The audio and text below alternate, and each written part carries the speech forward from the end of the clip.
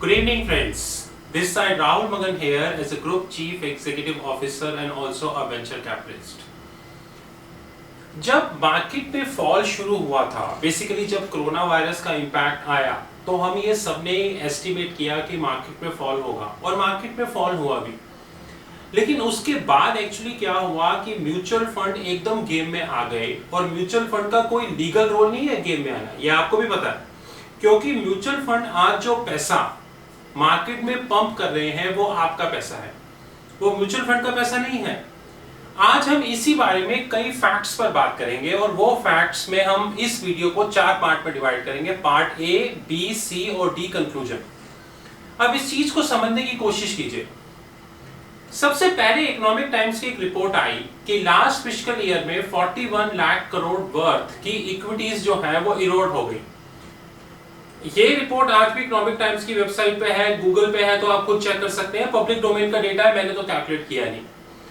हमने 41 लाख करोड़ को इंडिया की जीडीपी पे कंप्यूट किया तो वो अराउंड 20% जीडीपी बनती है। पेड मीडिया चैनल्स और कुछ लोग जो सच्चाई सामने नहीं लाना चाहते वो तुरंत हमारे टिकटॉक प्लेटफॉर्म पे आके बोलते हैं कि ये तो गलत एस्टिमेशन है। बताओ, 41 लाख करोड़ का डेटा इकोनॉमिक टाइम्स दे रहा है, अराउंड 2.735 ट्रिलियन और 3 ट्रिलियन की इकोनॉमी जो है वो भी भारत सरकार का डेटा है। तो इसमें गलत फिगर कैसे हो गई? लेकिन हम इस रिपोर्ट के थोड़ा सा अंदर जाते हैं। उस रिपोर्ट में ये बताया गया है कि इक्विटी इसलिए डिक्लाइन हुई कि US China trade war, Indian economy पे impact and so on. Boss, क्या हमारे पास इतना डेटा अवेलेबल है कि हम चेक कर सकें कि म्यूचुअल फंड्स ने जो पैसा बैंक्स में इन्वेस्ट किया था वो पैसा कितना डिग्रेड हुआ? इस 41 लाख करोड़ को 4 पार्ट में डिवाइड करते हैं। Part 1, US China trade war, वो मैं मानता हूं कि यूएस चाइना ट्रेड वॉर के कारण इंपैक्ट है। पार्ट 2 और वेरी इंपॉर्टेंट, म्यूचुअल फंड ने जो पैसा बैंक्स में लगाया और उसके बाद वो वैल्यू नीचे हो गई। जैसे इंडसइंड बैंक का शेयर प्राइस 1700 था, आज शेयर प्राइस 350 हो गया। इसका मतलब जिस म्यूचुअल फंड ने 1700 पे लगाया होगा और आज वो प्राइस 350 हो गया, तो उसका इंपेयरमेंट लॉस किसने लिया? आपने या उस म्यूचुअल फंड ने? और तीसरा, इंडियन इकोनॉमी का इंपैक्ट। क्या हमारे देश में 41 लाख करोड़ की इतनी बाइफर्केशन अवेलेबल है कि यूएस चाइना ट्रेड वॉर का इंपैक्ट, बैंक्स के म्यूचुअल फंड की नेग्लिजेंस का इंपैक्ट और तीसरा इंडियन इकोनॉमी में डिक्रीज का इंपैक्ट?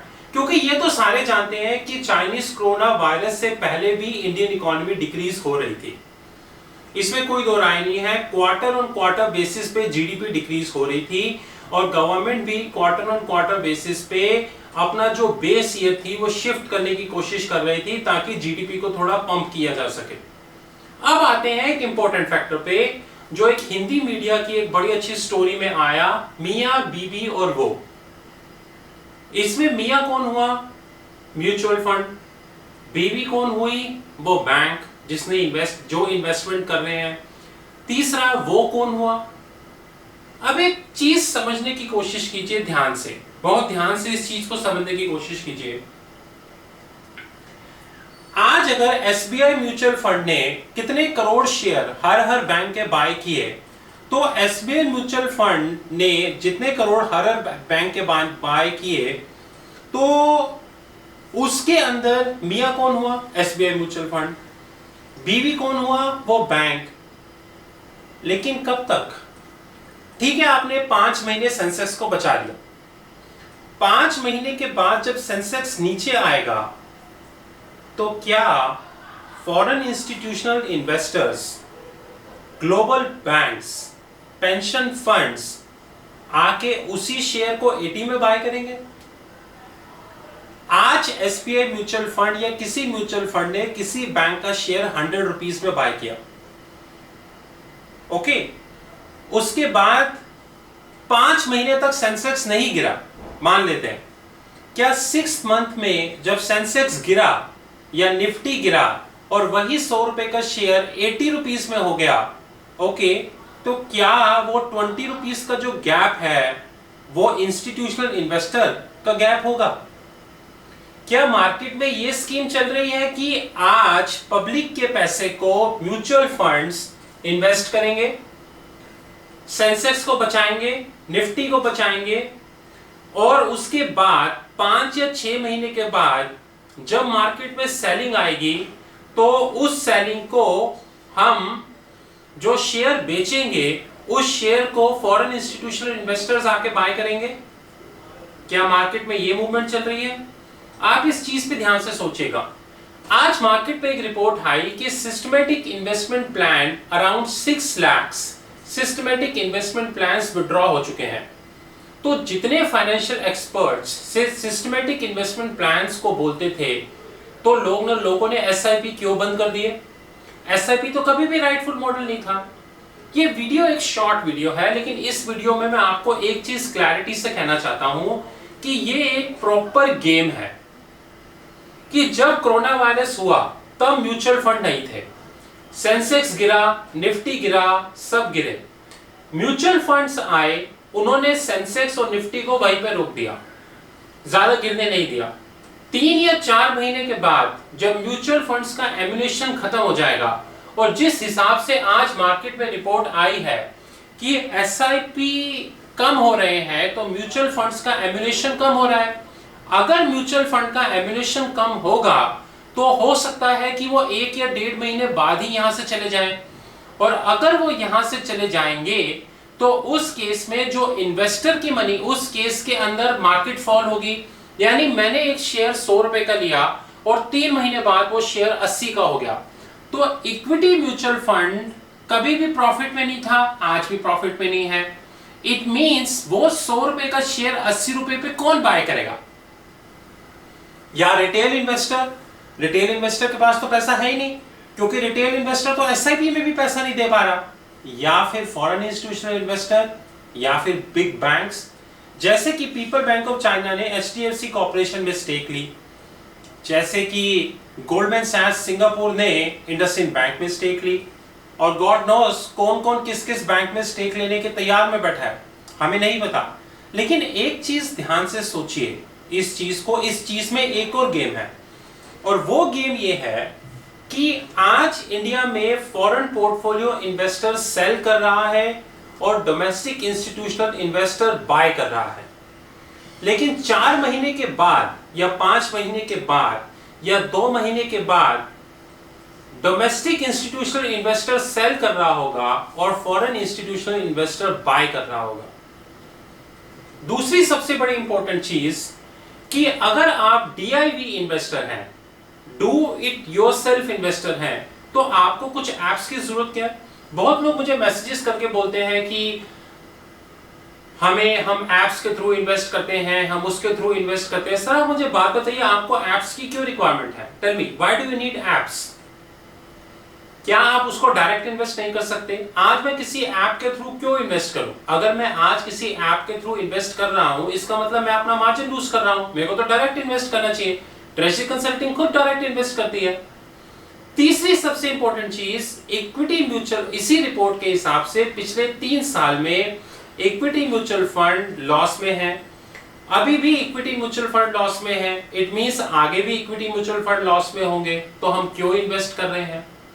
सर इस चीज को समझने की कोशिश कीजिए जो आपको पेड मीडिया इस देश की कभी भी नहीं बताएगी, और वो चीज ये है कि जैसे जैसे टाइम फैक्टर आगे आएगा वैसे वैसे इक्विटी म्यूचुअल फंड और लॉस में जाएंगे।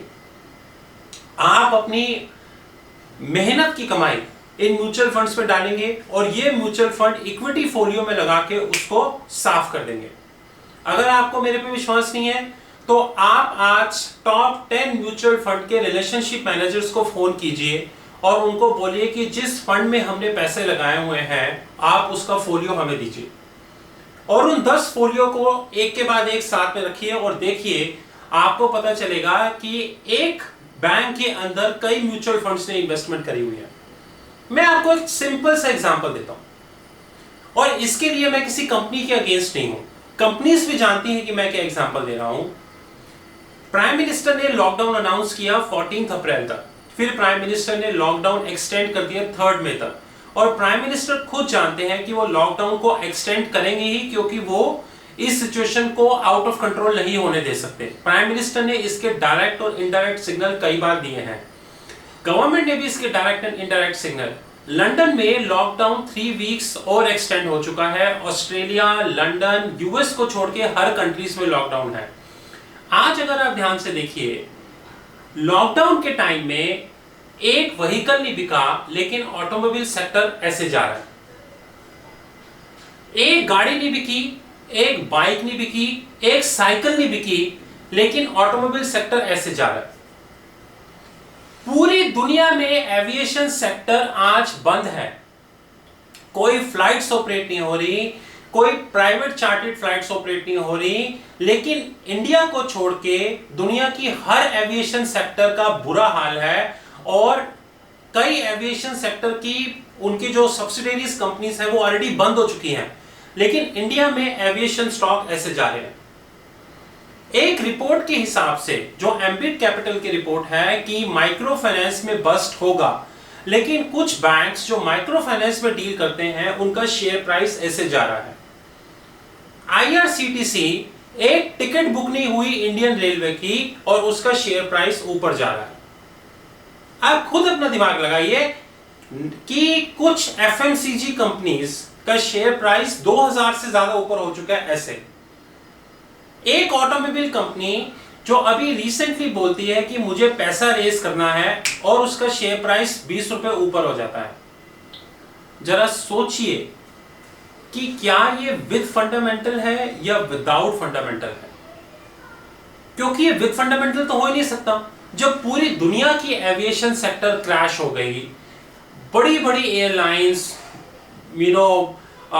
एयरबस, बोइंग, लुफ्थहांसा, आपका ब्रिटिश एयरवेज, यूनाइटेड एयरवेज, तो इतनी बड़ी बड़ी एयरलाइंस आज बिल्कुल जीरो बिजनेस में बैठी हैं, लेकिन इंडिया में एविएशन सेक्टर ऐसे जा रहा है। इसका क्या मतलब है? इसका मतलब कोई तो है जो शेयर को बाय कर रहा है। एक रिपोर्ट के हिसाब से इंडिया मीडिया में, और हमारे पास उसकी कटिंग भी है, इंडिगो के पास फिर भी कैश है, लेकिन स्पाइस जेट के पास आज कुछ कैश नहीं है। और एयर इंडिया के बारे में तो कहना ही नहीं है, लेकिन उसके बावजूद आप शेयर प्राइस देखिए। म्यूचुअल फंड्स एग्जॉर्बिटेंट बाय कर रहे हैं इंडिया में, और जब तक ये बाय करेंगे तब तक मार्केट नीचे नहीं आएगी। लेकिन मार्केट नीचे आएगी क्योंकि एक लेवल पे इन्वेस्टर म्यूचुअल फंड में इन्वेस्ट करना बंद कर देगा, क्योंकि पिछले 3 साल से इन्वेस्टर ने इक्विटी फंड में कभी भी प्रॉफिट नहीं देखा। वो इन्वेस्टर म्यूचुअल फंड में इन्वेस्ट करना बंद कर देगा, और जब वो उसको बंद कर देगा तो वहां से मार्केट ऐसे नीचे आएगी, शार्प फॉल करेगी। क्योंकि जो डोमेस्टिक इंस्टीट्यूशनल इन्वेस्टर हैं, जैसे कि LIC, जैसे कि UTI, आज से 1 महीने पहले एक रिपोर्ट आई थी कि LIC की बुक्स में नोशनल टर्म्स में 2 लाख करोड़ से ऊपर का होल्ड हो चुका है। 2 लाख करोड़ से, तो अब कौन सा होल्ड ठीक हो गया? LIC क्यों बाय नहीं कर रहा? सर, आप इस पूरे गेम को समझने की कोशिश कीजिए। इस गेम को रेक्टेंगुलर गेम कहेंगे, जिसका पहला सेक्शन है बैंक, जिनके शेयर परचेज किए जा रहे हैं।